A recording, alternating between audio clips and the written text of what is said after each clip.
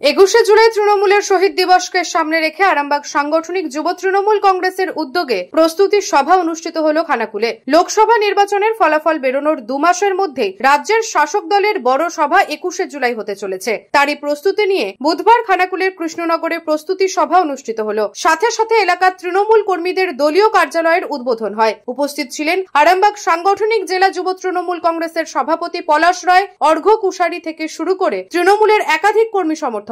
News আজ বাংলা, খানাকুল। ছেলে মেয়েদের পড়াশোনা নিয়ে চিন্তা করছেন?